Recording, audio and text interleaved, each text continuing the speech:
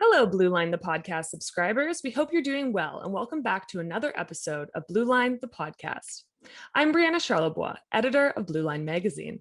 Today, we are joined by Stacey Moreau, director of the Leadership Development Center at the Canadian Police College. Stacey also sits on the Canadian Mental Health Association Ottawa Board of Directors. She is a doctoral candidate at Western University and holds a master's degree in education from the University of Ottawa.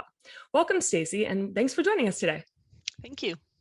Awesome. So maybe just to start, tell me a little bit about yourself and your own path into the policing world. Sure. So I've been the director of the Leadership Development Center at the Canadian Police College since 2017. Prior to that, I worked in other government departments, always in the world of learning or leadership or EDI, equity, diversity, and inclusion. I have a background in learning. Learning is my passion. And so leadership development is just a logical continuation because it's kind of the summum of learning, and it's really that continuous learning piece. And right now, especially in policing, it's an exciting time, challenging and exciting time to be there just because of the realities of the changing contexts, the scrutiny that right now we're seeing, across Canada and the States, certainly with the different Black Lives Matter movements, that sort of thing. So leadership development is really front and center, I think, in a lot of those discussions on how we can help to move policing forward right now. Right. Okay. So then as the director of the Leadership Development Center at CPC, broadly speaking, what would you deem the biggest issues in the leadership development sector today? And what sort of things are happening at the CPC and how have they sort of come about? Okay, so at the CPC specifically, we're undergoing a modernization of all of our learning, including the Leadership Development Center. So that's pretty exciting. It's part of Vision 150 for the RCMP. I think it's also larger than that. Just as I had mentioned, the current context, right? We're living really in a VUCA world, right? So it's volatile, all of that, uncertain, complex, ambiguous. It means that leadership development has really evolved, I think, from a place of people used to look at it more sometimes as a nice to have, hurts me to say that, whereas now people, I think, see it much more as a necessity. So that the recognition of the impact that good leadership has on an organization is really front and center now. And also because of that context, there's also recognition that there are some better leadership practices that help people navigate the world that we're living in right now. Right. So I know that you guys recently conducted a needs analysis of current national training standards. So I'm wondering whether you could tell me a little bit more about that process and the biggest takeaways that you found from the analysis. Sure. So we did quite a robust analysis back in, I guess it's end of 2019-20. So we've done sort of two for different parts of the leadership center. So it was we hired an independent researcher to do a literature review to really scan sort of what's going on both within Canada and also internationally. So that was one piece. We also worked with a professor from Carleton University who did over 25 individual interviews with chiefs of police to see where are the gaps and kind of what's needed to support leadership development within policing. And then of course we also had we did the level 3 interviews. So that's seeing what the larger impact is from our course and programs, to see you go back about 6 months later to speak with participants and their supervisors to see how the courses and programs have positively influenced their behavior in the organizations. So it was quite a fulsome needs analysis. And the biggest takeaway I think is there's probably two. One is that there is a recognition of the need for leadership development at all levels. And when I say that, I'm really focusing on leadership development and not management training. Management training, there's a need for that as well. Management training focuses on processes, so how to do things well, but it doesn't focus really on I would say that an important part of leadership development is that whole interaction with people. So the people side of how do we deal with people, how do we work with people, how do we influence people. So since everything does go through teams, et cetera, that's where the importance of leadership development, I think, was really highlighted. The second piece is the focus on, I would say, character, on interpersonal awareness. So typically when we think of leadership development, it's kind of, and this isn't really new, this has been around for quite a while. We talk about the 3 C's of character, competencies, commitment. And mostly we focus on the competency aspect. So competencies focus on what leaders can do. We measure it, if often we'll assess talent management against it, performance management. I don't want to say it's easier to measure because there's still obviously something, and it's very important.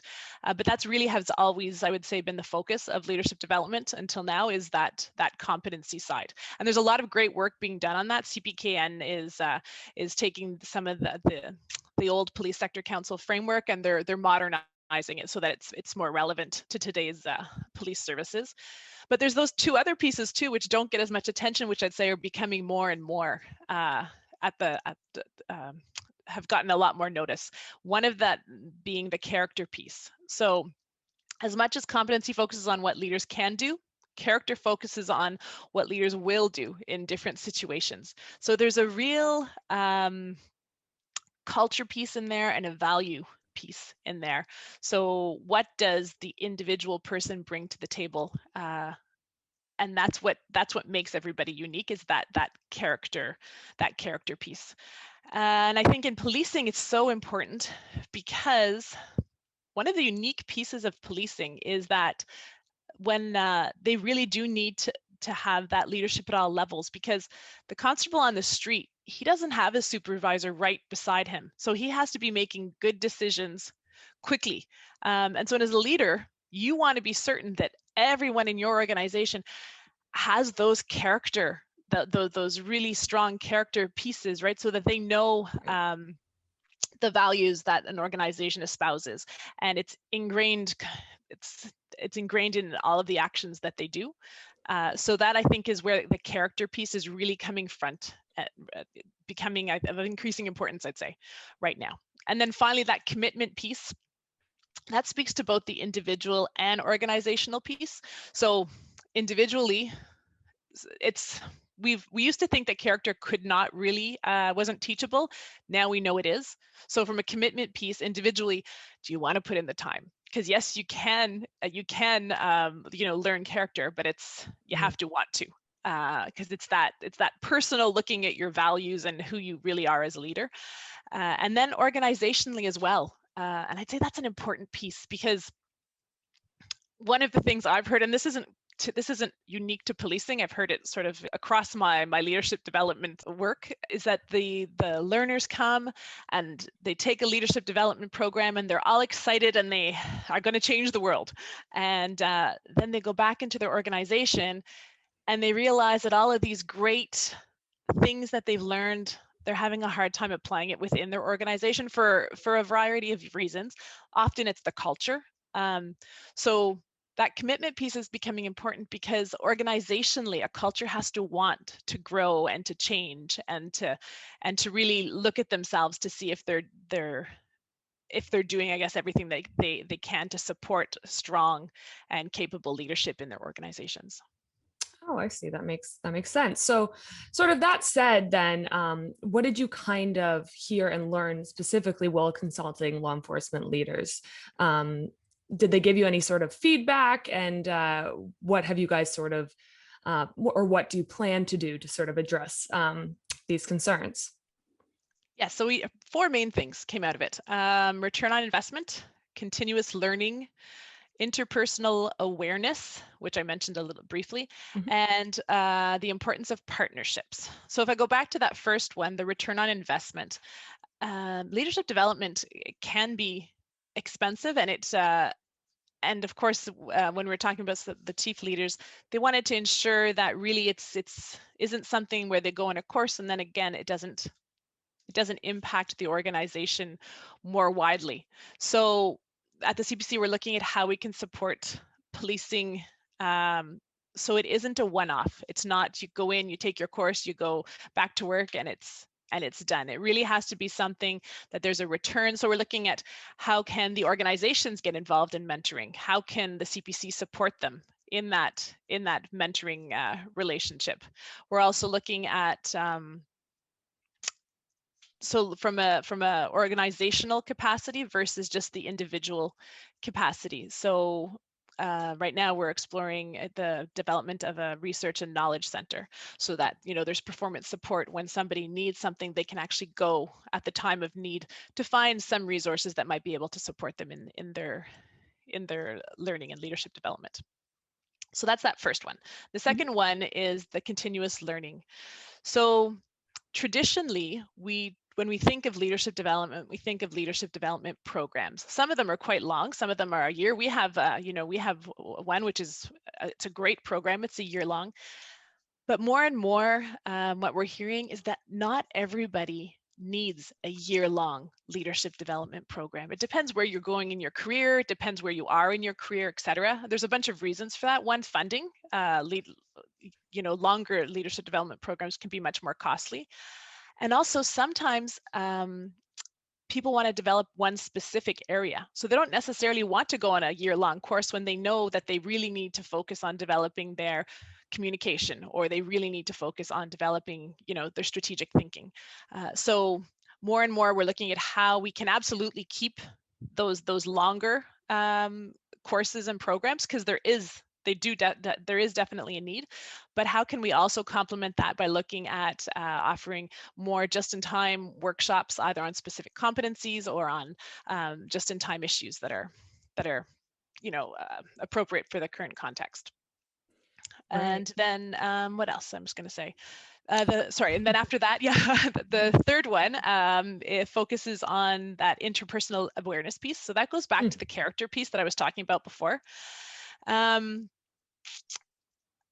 that is important because the idea isn't when you go on leadership development to assume that everyone's going to come out the same. Everybody brings their own the reality of who they are. So it's looking at how can we support people in developing those pieces of their character and strengthening certain areas, and helping them to actually also know what are their strengths and what are their areas that they need to work on. Not only to be able to work on them, but also when you're looking at building your team, how can you surround yourself by the best people so that as a team you complement each other, and there's no gaps in a fulsome leadership team. Right. So kind of going off that, obviously, modernizing the approach to leadership development was, kind of the main focus of the report. So I'm just sort of wondering whether you could speak a little bit more to where you kind of see the future of leadership development going. Like I know you've talked about kind of, honing in on specifics, but like where do you see it going in the future, the next step maybe after this, and what do you think needs to be done to really hone that? Okay. I'm going to just jump back, Brieanna, because Sure. I realized I didn't speak about that fourth piece, which is really yes, important. Absolutely. That came out of the needs analysis. The fourth piece focused on partnerships. And I think that's the idea of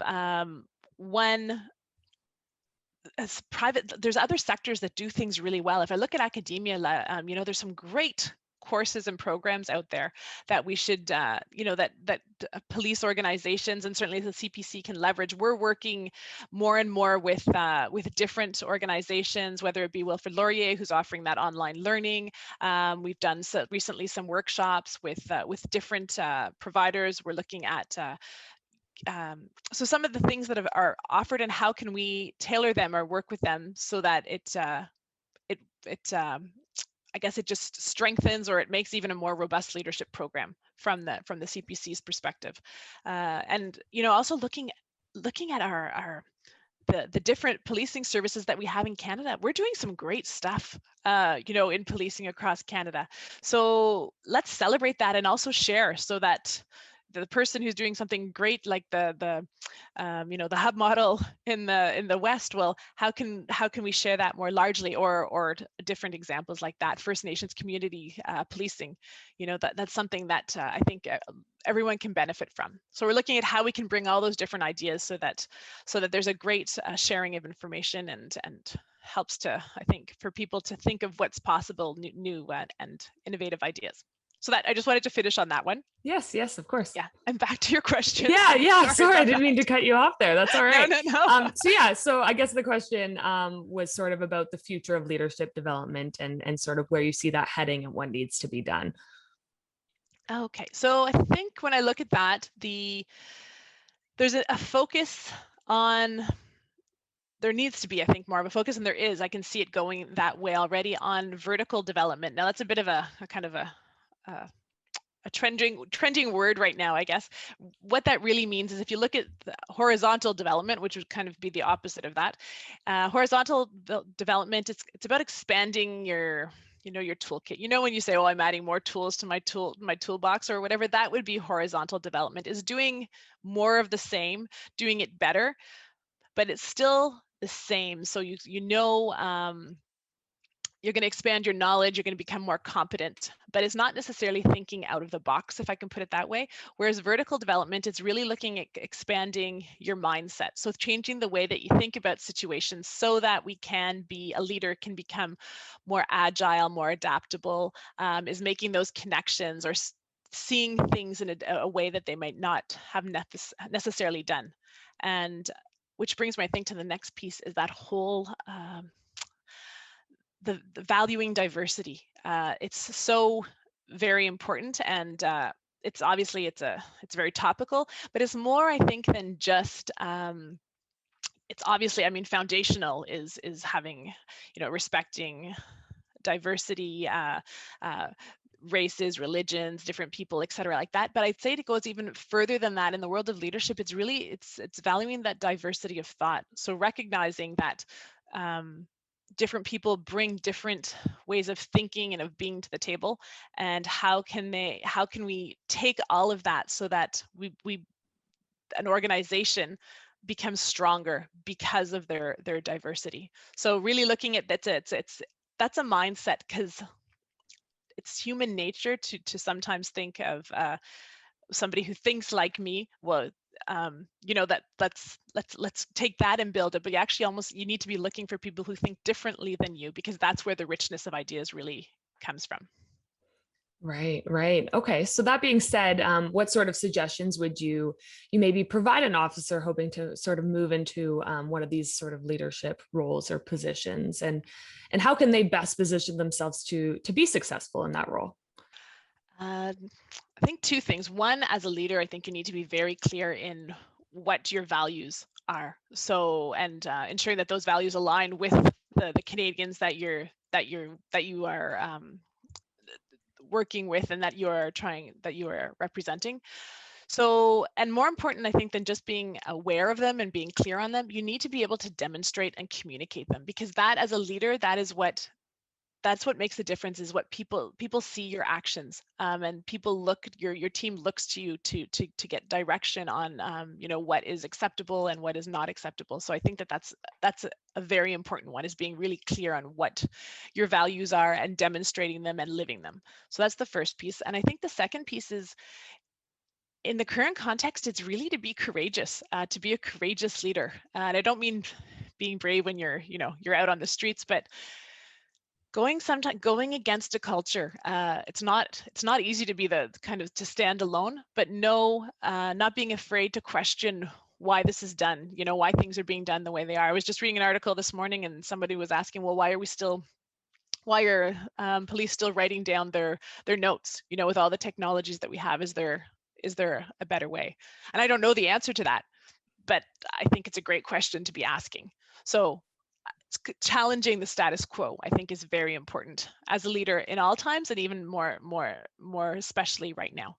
And then I think also, in that same vein of being a courageous leader, I think it's being confident enough not to let pride get in the way.